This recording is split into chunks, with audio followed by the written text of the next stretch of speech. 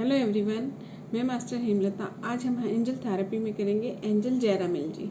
Angel जयरामिल जी, अगर आप channel पर नए हैं तो एंजल थेरेपी प्लेलिस्ट मिलेगी आपको डिस्क्रिप्शन में, आप पहले वहाँ से देखिए, पूरी प्लेलिस्ट देखिए और एंजल्स के बारे में स्टार्टिंग से देखिए। सो हम अपना आगे का शुरू करते हैं। एंजल जयरामिल जी, इनको बहुत सारे नामों से भी जानते हैं, वो यहाँ डिस्कस करने की बजाय मैं आगे का करती हूँ। एंजल ऑफ मर्सी, इन्हें कहते हैं angel of mercy, angel of presence, angels of dream, angel of dreams. तो ये हमें दया भावना में जीना सिखाते हैं। दया भावना में यानी कि कभी कभी हमें क्या होता है कि जो हम किसी को देखते हैं किसी कंडीशन में, तो हम ये सोचते हैं कि उसकी किस्मत ऐसी है या उसका तो काम है ऐसा, तो उसके साथ ऐसा ही होना चाहिए, ऐसा होना चाहिए। मतलब कि कोई वर्कर का काम कर रहा है तो ये हमारी जनरल बात है कि भाई ये तो काम ही ऐसा है, इसमें इतनी मेहनत करनी ही होती है। तो ये तो एक चीज़ है ही, लेकिन उसके साथ साथ हमें थोड़ी दया भावना भी आती है। दया भावना रखनी चाहिए हमें ऐसे लोगों के साथ भी, कि उन्हें कभी कुछ दे दिया या उनके साथ प्यार से बात कर ली, अपने वर्कर्स के साथ, ये सब चीज़ें भी बहुत मायने रखती हैं।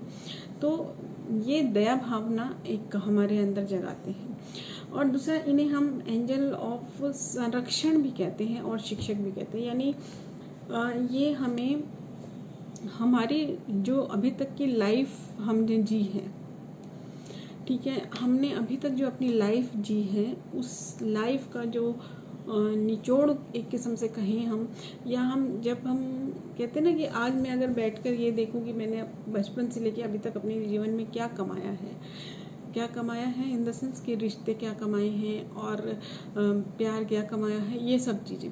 तो ये हमें हमारी उस लाइफ को अच्छी तरह से उसका जो पाया है रिव्यू एक किस्म से कहें हम, ठीक है, निकालने में हेल्प करते हैं। जैसे हमें क्या है कि अगर हम आज बैठकर सोचें अपनी लाइफ के बारे में कि हमने बचपन से लेके अभी तक क्या किया, क्या हमें मिला, कौन से अच्छे पल हमने जिए, या इस तरह की चीज़ें हम अगर कलेक्ट करने लगे, तो ज़्यादातर क्या होता है कि जो बहुत ज़्यादा पॉजिटिव लोग होते हैं वही अच्छी चीज़ निकाल पाते हैं। अदरवाइज वो लोग क्या करते हैं कि जो नेगेटिव चीज़ें उन्हें ज़्यादा पकड़ लेते हैं।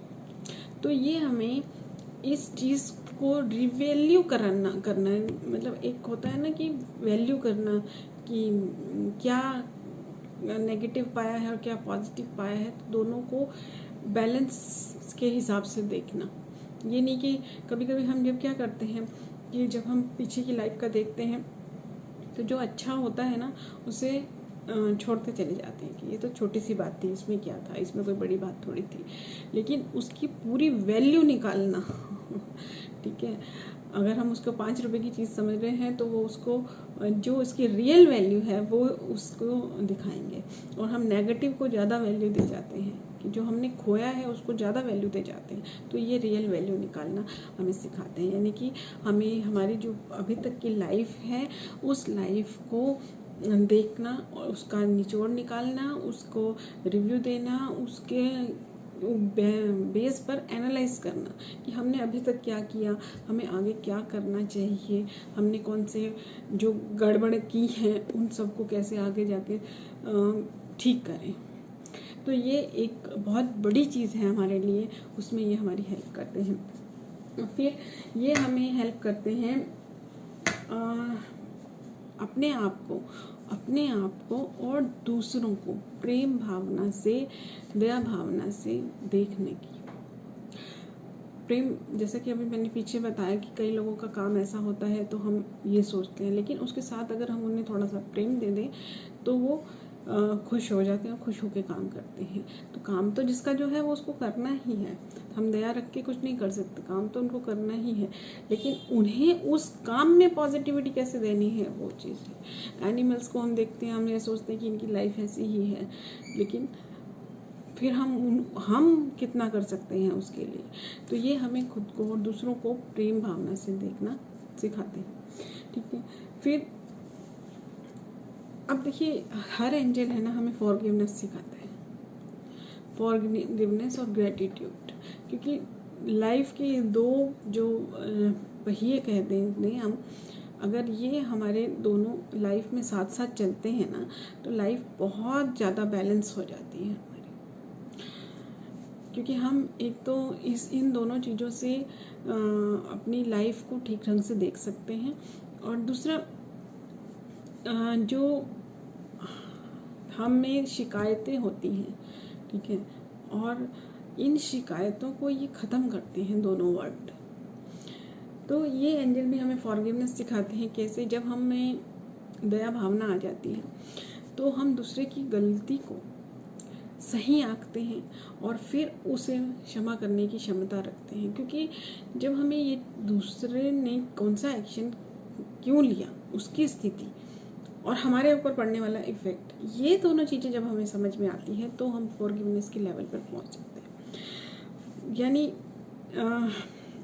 जैसे अगर हमने दूसरे की स्थिति को समझा कि उसने ऐसा क्यों किया, तो हम उसे माफ़ कर पाते हैं।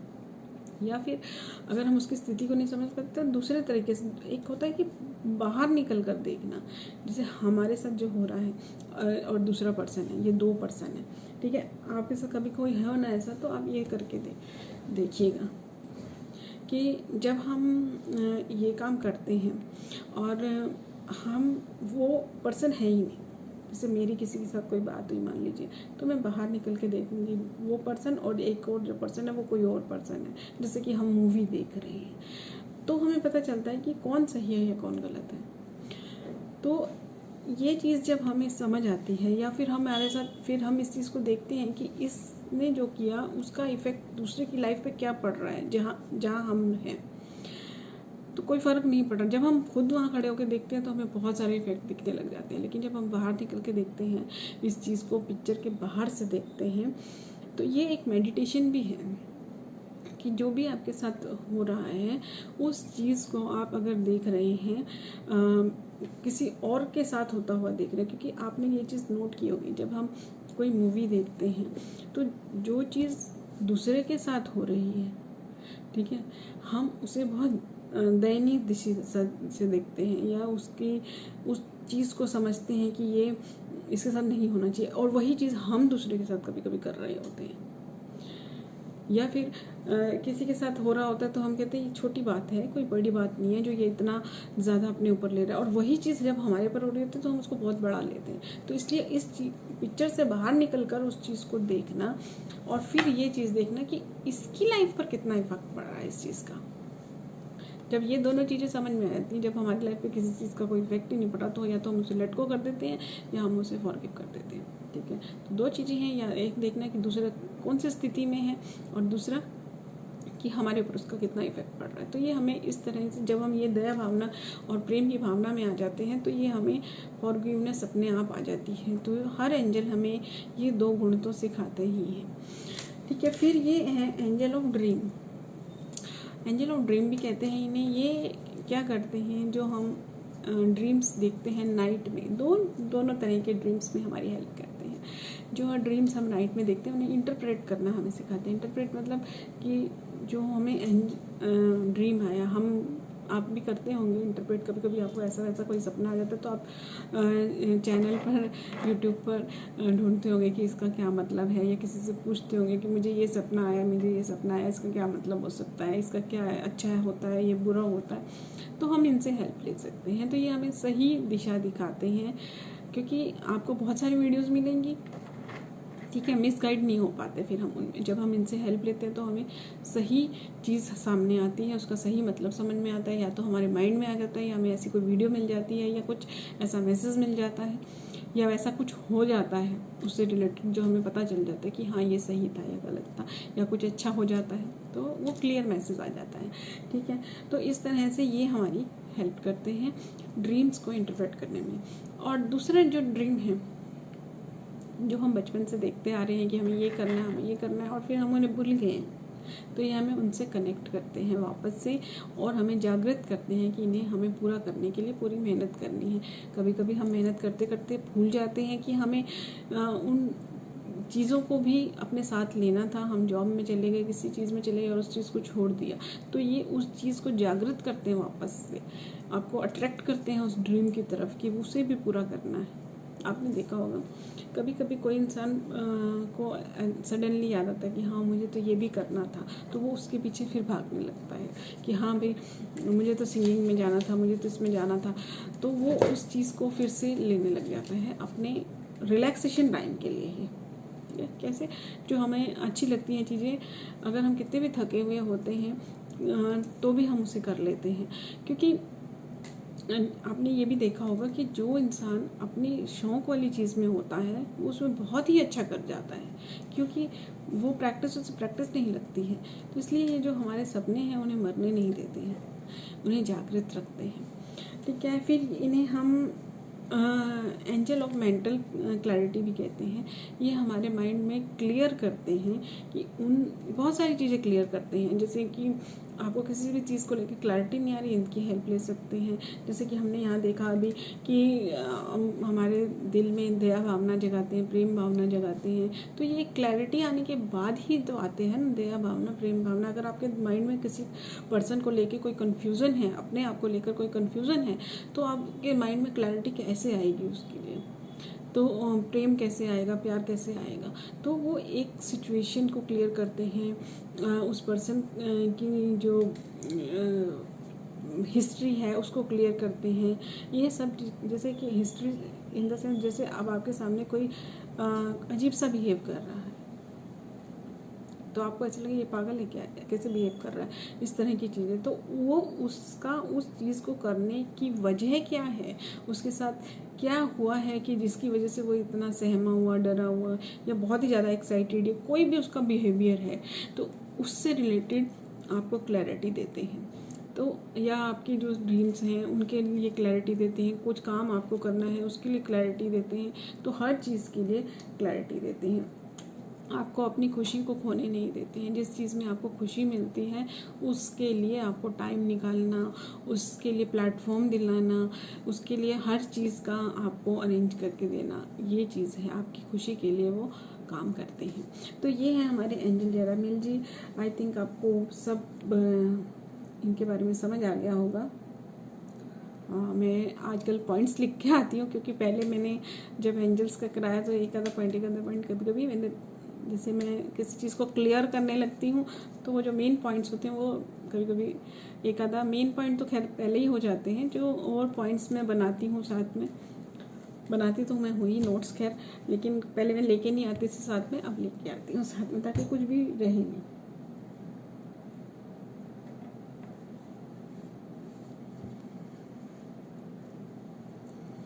हाँ, इसमें देखिए अभी फिर मेरा एक पॉइंट रह जाता है।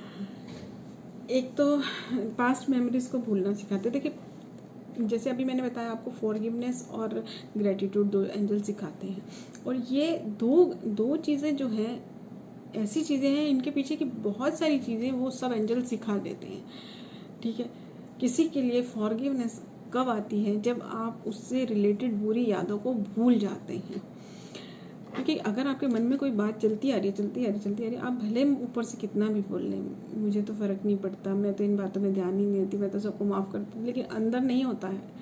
तो जो अंदर से जब ख़त्म होता है ना, तब रियल माफ़ी होती है। तो वो कब होता है, जब आपका ये जो मेमोरी है पास्ट की, पेनफुल मेमोरी जो दूसरों के साथ रिलेटेड है, वो ख़त्म होती है। तो ये सभी एंजल्स हमारी मैक्सिमम करते ही हैं।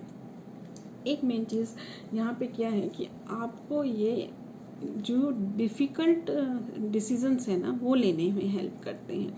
डिफ़िकल्ट डिसीज़न का मतलब क्या है कि जैसे यहाँ पे हम एक ऐसी सिचुएशन ले लेते हैं जो सबकी लाइफ में नहीं होती है, लेकिन ये एग्जांपल लेने से आपको समझ में आ जाएगा कि कौन सी प्रॉब्लम। जैसे कि किसी को डाइवोर्स लेना है, ठीक है, तो वो जो सिचुएशन है, डाइवोर्स लेना कोई आसान काम तो है नहीं, और ये डिसीज़न भी बहुत मुश्किल है। लेकिन जो लाइफ है वो इतनी बुरी तरह से फंसी हुई है, और सामने वाला भी डाइवोर्स मांगना चाह रहा है और आप वो छोड़ना नहीं चाह रहे हैं, तो ये डिसीज़न तो बहुत मुश्किल है। लेकिन उसके आगे की लाइफ आपकी अच्छी हो जाने वाली है। आपकी लाइफ के लिए ये ये देखिए मैंने ये एग्जांपल लिया, इसका मतलब ये नहीं है कि सबके लिए होता है, ये तो अब कौन सी स्थिति में है आपका केस उस पर डिपेंड करता है। तो मेरा मतलब ये नहीं है कि अगर आप थोड़ा सा भी सोच रहे हैं डाइवोर्स के लिए तो वो लेना ही है, ऐसा नहीं है। ये सिर्फ हम एग्जांपल ले रहे हैं, और ये एक्स्ट्रा ऑर्डिनरी केसेस के लिए भी होता है कि उनकी लाइफ अभी किस मोड पर चल रही है, किसी का किसी के साथ अफेयर होता है तो वो वहाँ पर बहुत सारी सिचुएशन होती है। अब क्या सिचुएशन किसकी है वो सिर्फ मेरा यहाँ पे एक डिफ़िकल्ट डिसीज़न क्या हो सकता है वो एक्सप्लेन करना है, ठीक है। तो वो उस डिसीज़न के बाद आपकी लाइफ अच्छी हो जाने वाली है, तो वो डिसीज़न लेने में आपकी हेल्प करते हैं। अब यहाँ पे हम एक डिसीज़न और देख सकते हैं जो मुझे अभी रिसेंटली याद आया कि जैसे आपको जॉब मिल रही है इंडिया से बाहर और आप इंडिया छोड़कर जाना नहीं चाहते हैं, ठीक है, अपनों से दूर नहीं जाना चाहते। ये डिसीज़न बहुत डिफ़िकल्ट है आपके लिए, लेकिन उसके बाद लाइफ आपकी अच्छी हो जाने वाली है, आपके लिए भी, आपके अपनों के लिए भी। अब जो भी रीज़न हो उसके लिए, तो ये डिसीज़न लेने में हेल्प करते हैं। यानी कि लाइफ के डिफ़िकल्ट डिसीज़न जिसके बाद हमारी लाइफ बहुत ही अच्छी हो जाने वाली है वो लेने में हमारी हेल्प करते हैं। अब हम इसको एक बार सभी पॉइंट्स को मैं क्लियर करती हूँ दोबारा से कि ये हमें एक तो दया भावना और प्रेम भावना सिखाते हैं, और जिसमें दया भावना और प्रेम भावना आ जाती है वो बहुत इजी हो जाती है उसकी लाइफ मेरे हिसाब से। तो उस दया और प्रेम भावना को लाने के लिए आपकी पास्टफुल मेमोरीज को भूलना सिखाते हैं, आप में फॉरगिवनेस लाते हैं, आप में ग्रेटिट्यूड लाते हैं, ठीक है। ये आपके जो ड्रीम्स हैं, जो नाइट में ड्रीम्स आते हैं आपके, उन ड्रीम्स को आपको इंटरप्रेट करते हैं, आपको समझाते हैं कि ये ड्रीम क्यों आया, कैसे आया, किस लिए आया, तो उसका मतलब क्या है। तो ये चीज़ सिखाते हैं। आपके जो रियल ड्रीम हैं उन्हें मरने नहीं देते। आपके अंदर की जो खुशी है जिस चीज़ के साथ जुड़ी है उसे मरने नहीं देते, उसे भूलने नहीं देते। डेली रूटीन की लाइफ में घुसने के बाद उन्हें ज़िंदा रखते हैं ताकि आप 24 घंटे में से कम 15 मिनट 20 मिनट अपने लिए भी जी पाएँ, अपने उन सपनों के लिए जी पाएँ जो भी आप सपने लेकर आए हैं। और ये आपकी मेंटल क्लियरिटी देते हैं, आपके माइंड को एकदम क्लियर कर देते हैं, ठीक है। तो ये हमारे एंजल जयरामेल जी, हम इनका कल प्रेयर करेंगे, मेडिटेशन करेंगे। और अगर आप इस चैनल पर नए हैं तो आप सब्सक्राइब करें चैनल को ताकि आगे की वीडियो भी देख सकें। और फीस के लिए जो एनर्जी एक्सचेंज जो इन चीज़ों में बहुत ज़रूरी होता है उसके लिए आप वीडियो को लाइक करें, कमेंट करें। और लाइक या कमेंट करें ना करें, क्योंकि लाइक और कमेंट करने से जो है वीडियो की वैल्यू बढ़ती है, थोड़ा सा आगे ज़्यादा शेयर होता है। लेकिन आपके शेयर करने से कुछ और लोगों का भला होता है, तो शेयर ज़रूर करें, क्योंकि जब आप शेयर करते हैं कि शायद किसी ज़रूरतमंद को ये मिल जाता है, तो शेयर ज़रूर करें। Thank you.